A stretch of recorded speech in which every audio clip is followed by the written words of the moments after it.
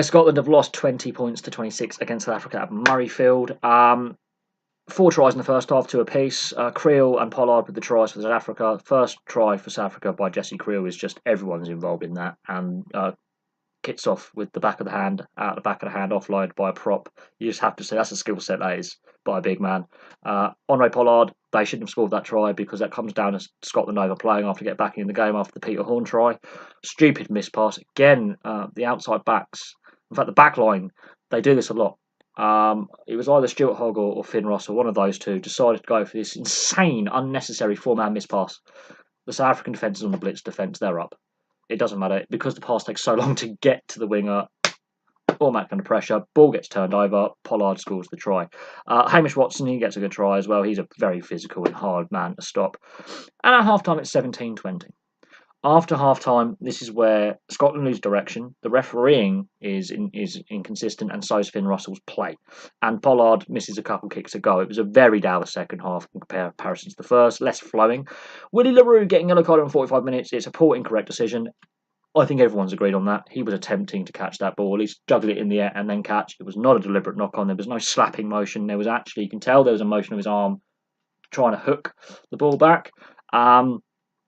He just slightly mistimed it. Penalty at most if you really want to go for the deliberate knock on, but that should have been a scrum. No yellow card there. Roman Poit got that one wrong, and his TMOs and his linesman. And then there was the Peter Steph du Toit no yellow card for his shoulder charge, which I've seen Reds given for. So South African feel aggrieved about 1 yellow card, but Scotland can feel aggrieved that there wasn't a yellow card given for the second instant. That's where the refereeing, I'm scratching my head with this inconsistency from game to game and from periods in a game. We saw it in the first test today between Wales and Tonga with some goal line refereeing where Wales, and Dan Biggar in particular, hands on the ball, slowing it down, deliberately not releasing the player on the floor, all that kind of stuff, not getting pinged. In fact, anything, Tonga had a decision go against them in that because it was a claim knock-on. When you can clearly see he's interfering with the ball, the player on the floor trying to place the ball. He's interfering when he shouldn't be, as he should be releasing there. Saw that in the first test. This one, a shoulder charge is a shoulder charge. It is now a yellow card by all definition. I'm believing in the rulings of the game. How that wasn't, I have no idea.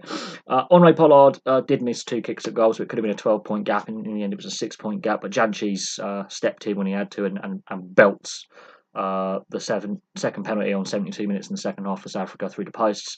Laidlaw and Pollard have exchanged penalties earlier in the half. What I noticed in the second half, Scotland lost direction.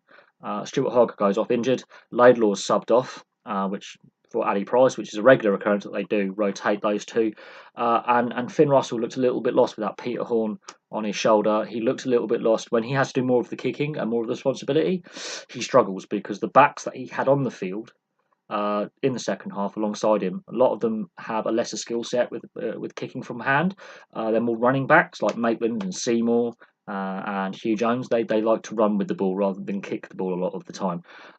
So Finn Russell's doing more kicking, and when Finn Russell has to do with the majority of the kicking, Scotland tend to lose. It's a thing I've noticed over the last year or 2 years since Gregor Townsend's been in charge. When Russell has to do the majority of the field kicking from hand. Without other backs around him taking that joint responsibility, Scotland lose. It's something I've noticed. When he has, in the first half, Scotland are in the game, definitely. They are more creative. And yes, the second South Africa try is easily avoidable if they don't try and do that crazy miss pass, which they did in the second half again, which was unnecessary. And after Janchis has got slotted that South African penalty in the second half in 72 minutes, Finn Russell, instead of just putting it up in the air and aiming for the 10, 15 metres from the halfway line, he goes deep into the South Africa 22 where the ball pretty much stays for the rest of the game. They have to get the ball back in order to score. They didn't get the ball back. They didn't retain possession. And South Africa managed to get down the other end very quickly. Then they lose the ball, so Scotland come back down and they fluff the line out.